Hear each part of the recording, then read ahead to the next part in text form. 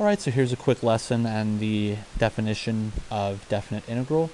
So we're going to start off with the following assumption. We're going to suppose that f is a function that's continuous over a closed interval ab, and we're going to partition ab into n subintervals of equal length.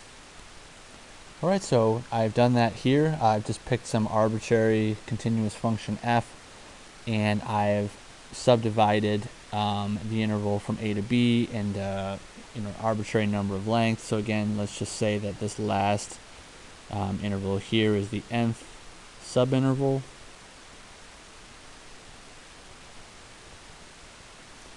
We're going to say that this width here, we're going to call this delta x, so just the change in x, and that's going to be the same width throughout. So that delta x represents the width of each subinterval. And then what we're going to do is we're just going to pick some random value on each subinterval here, and we're going to define those to be our rectangles. All right. So this is the basis for something called a Riemann sum. Although in a Riemann sum would allow for intervals to be different lengths. So rather than get all into that situation, I'm just going to refer you to your textbook for that one. But for the ease in explaining this process, I'm just going to stick to intervals that are the same length. It actually doesn't matter, ultimately, particularly for continuous functions, if they're the same length or not. So I'm just going to stick with intervals that are the same length. So you can sort of see here, as I'm drawing this in, you can see that I'm really defining the the height to be pretty much any value on the interior of each subinterval. So each one of these values, I'm just going to call x sub k. For the this is the kth arbitrary x value. So again, I'm just picking some x value in between the boundaries of each subinterval and defining the height in that way. So this particular value I'm pointing out here is f of x sub k. Okay?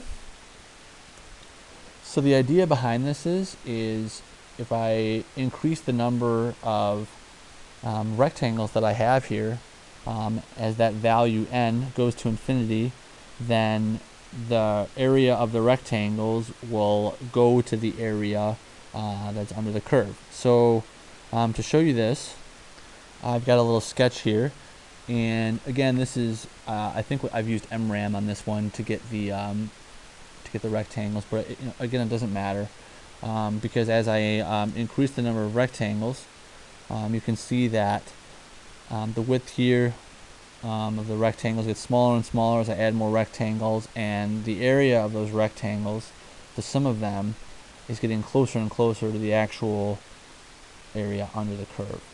Okay, so that's the idea behind what we're doing here.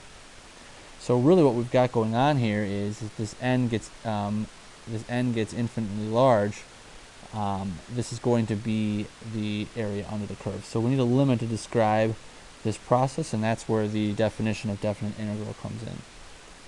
So when we think about the definition of definite integral, we have several things going on here. So first we have the area of one of the rectangles, which would be given by this expression. Then we have to sum them all. And then we have to take a limit as the number of rectangles goes to infinity. So that's the parts of this summing up of the rectangles. And instead of writing it like as a limit, we end up writing it like this. This is read as the integral from a to b of f of x dx.